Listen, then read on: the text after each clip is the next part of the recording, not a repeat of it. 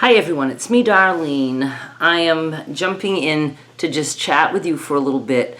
I don't have too much to say, but I watched a TikTok last night that hit home with me, and I thought I'd share that. If you hear anybody fall, that would be Joe. He's in the shower. He just stepped into the shower.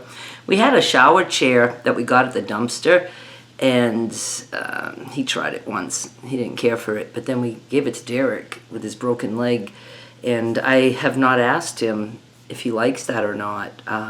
He can have it if he wants it, but all it ended up being for us was a table in the tub to put our bottles of shampoo and conditioner on, including Rocket's massive collection of things to wash him with.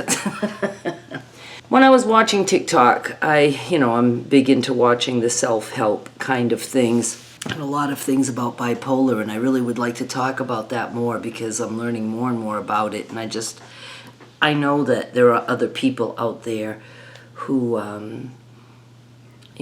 could learn something from me also, because a lot of people learned about narcissism through me. Not everybody, is out there reading or listening to videos and stuff. And it felt good when I talked about narcissism to have people say back then, because I had comments on at some point, how they now understood and recognized that they had a person in their life who was like that, a mother or a sibling or even their own child who was, a grown child. So I will talk about bipolar a little bit. So far, so good with Joe. We do have the whole meds situation.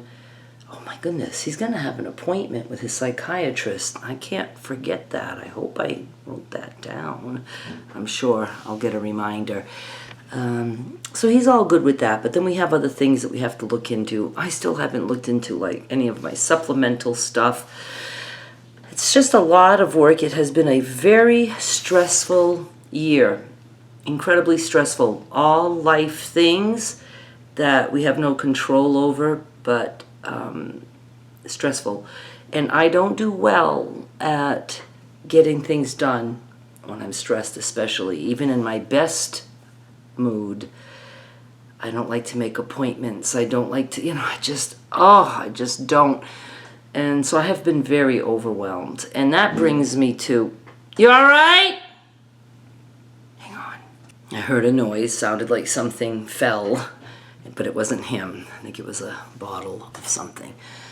Oh my goodness, where was I? Anyway, I was stressed out. I've been stressed out.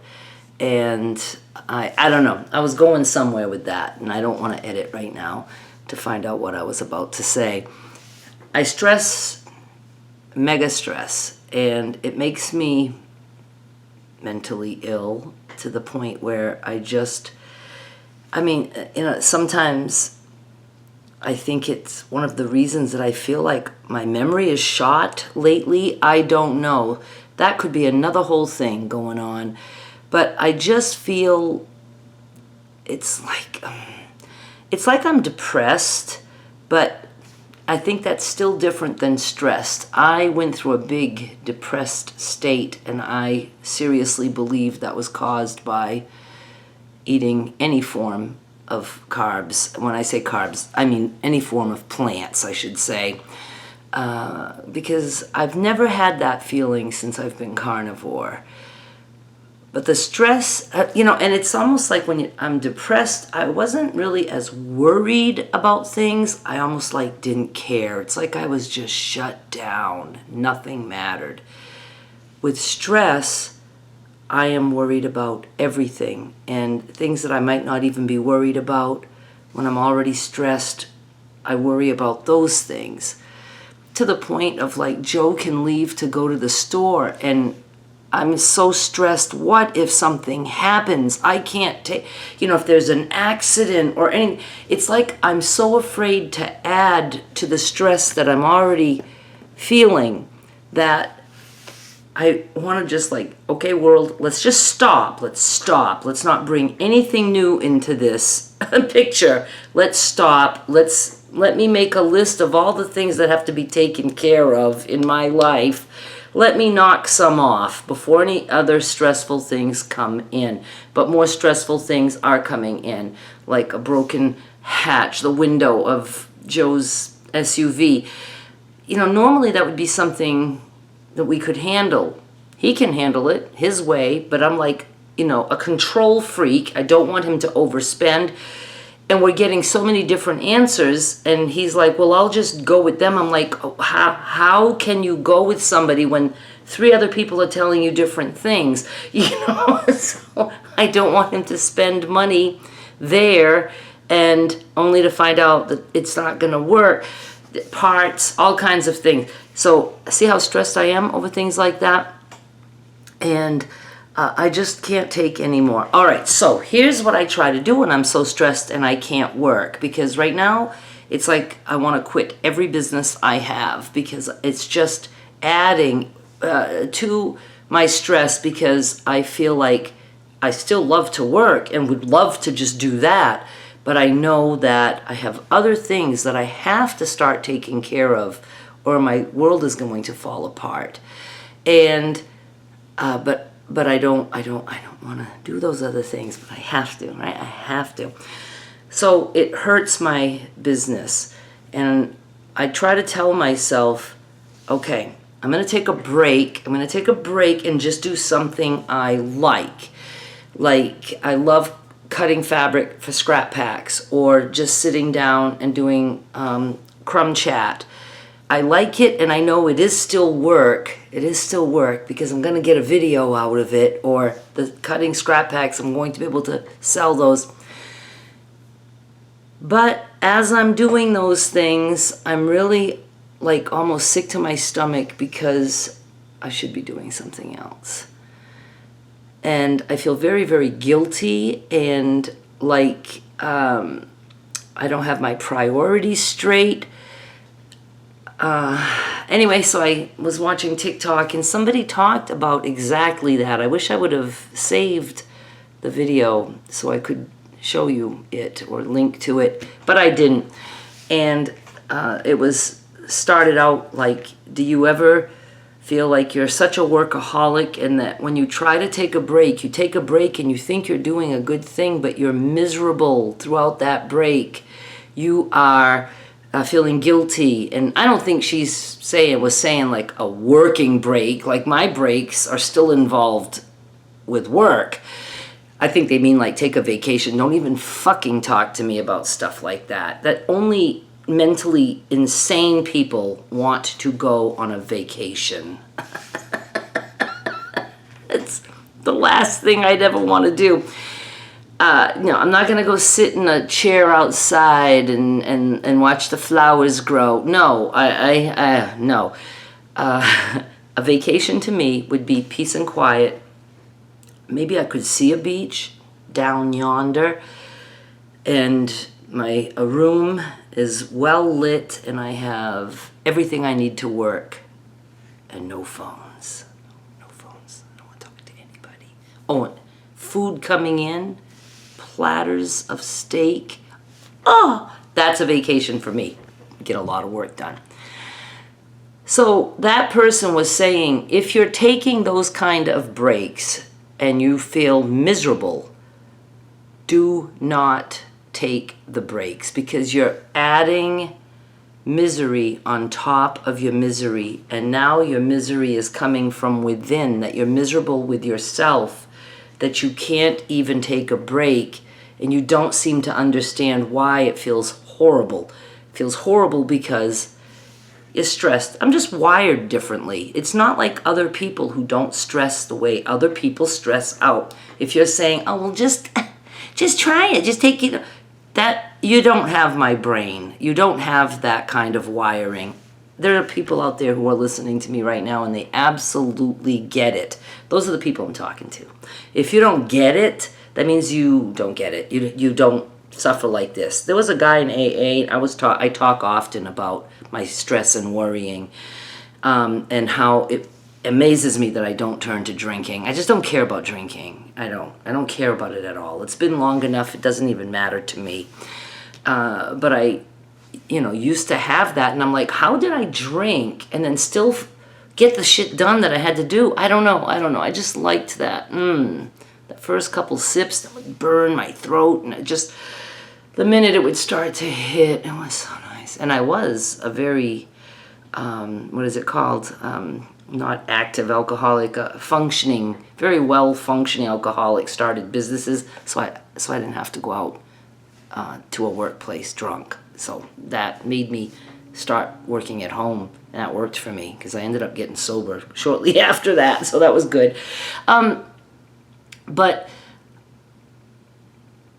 there was a person in AA that said, it's funny, he said, with every problem I've had, he goes, I don't worry about anything. See, there are people that we're so different. It's like a spectrum for every single thing. Worrying. Some people are way over here. That's me. I'm ahead of them. I'm running to be in the front because I somehow feel the need to be good at every horrible thing I do to myself. There are people way back here that are like, worry? Why would I worry about that? And then there's everybody in between. So I decided that I have to at least find a way to stop worrying about something that I feel should make me feel better. I should be more relaxed. I don't want to go sit and do nothing. I don't know how to get to that point. I would like to be able to sit and maybe just crochet for fun. But see, I want to turn it into some kind of a video. And I have so many things that are started that I haven't told you guys about or even shown you, and it's like that builds up and that stresses me out. So I just don't know what to do. I'm not asking for advice. It's very hard to give me advice anyway. But I will figure it out. I need to figure it out. I've had a schedule forever. I don't know. I've been online selling 25 years. Before that, I did some other stuff, and I remember having pages that I would, write everything and, take everything, and then I started just doing like a schedule. And that helps because sometimes I'm in a pretty good place. I haven't been for a while, months I've been stressed. But sometimes it'd be like, oh, okay, what can I do? And then I look and I'm like, oh, I didn't organize anything. Maybe I can do that. I almost felt like taking my schedule, well, not deleting it, it can come in handy later, but just printing out a schedule with no cleaning, no chores, no taking a walk, just so I can feel like, oh, this is all I have to do today. I need to put something in my sales, I need to record a video, I need to get packages ready, but I don't need to maybe do any accounting. I try to do accounting every week so that I don't have to, be hurrying for tax time. And pretty much all this stuff really has to be done. I have to do my sale listings. I have to keep up with eBay, penny auctions, buy it now things. I do shorts now. I turn my videos into shorts to just, hopefully give me more views and things. I always have to do the mailing and prepping orders. I do my daily chats. I like that for my exclusive shoppers. It gives me, I started out, and today I was like, oh, I want so much, or something like, I don't want to dump everything on my chest onto you guys, and I'm going to try not to whatever, and I ended up just dumping everything out. I don't know, but I'm going to figure it out. And I told Joe, I said, if you're up to it, maybe we could go to AA. We haven't gone all week. We didn't even go. We went Monday night to a potluck, and that's it. I'm trying to cut back from that a little bit. And again, I work there because I can crochet, but I thought maybe it would be good for us to get out and just to get my mind off just a bad morning with Joe's truck. I'm looking for a car. He's looking for one for something, or he needs repairs. We don't know what we're going to end up doing for him. I need a car. I hate every salesperson I've ever spoken to. Oh, it's just too much. But right now, I need to hang up. And what I'm working on is I am going to feel better that I have a video. I might come in with more of these little chatty things. I miss my car vlogs, but I don't have a car. And even if I go out in Joe's truck to Walmart or whatever, we have no air conditioning. So I can't do car vlogs right now. I will be able to, whether I have a car or not, as it gets cooler, colder, whatever. You know, I might jump in and do some of these things. You know, I still like to do my sewing videos and stuff like that. So I will be doing that, and I still love fabric. Right now I feel like I have a love-hate relationship with fabric because I can't really do it like I want. And then I decided to take my Social Security check early. So I don't want to earn so much that they're not going to pay me, because I could literally go to the point where my check would be zero. And if that happens, then it would have been smarter for me to wait 2 more years and take the higher amount. So I'm trying to reel back and just say, try to relax for 2 years, not make as much money. I can't even believe I say those things. For only 2 years, and then in 2 years I can make as much as I want. There's no penalties at all. But that's got me really down, because I thrive on the success. To me, the numbers in the bank is the success. I don't know why. I think it's because when I was a kid, my mother knocked me down in every way possible, but my father would say, if you want stuff in life, all you have to do is work. And he made it like it was so easy. So I had a really good relationship with working. As a very young child, he would show me, when he would write out a check, he would explain to me, this is a check and it goes to the bank. I was so young, I didn't even understand that stuff. But when he had old checkbooks, I don't know why he had old checkbooks, but there was sometimes that he would give me books and I would just scribble in those and pretend I'm working and this is going to be money. You know, I just loved it. So I see that as a measurement of success. And I am very successful as a businesswoman. I'm not ashamed to say that.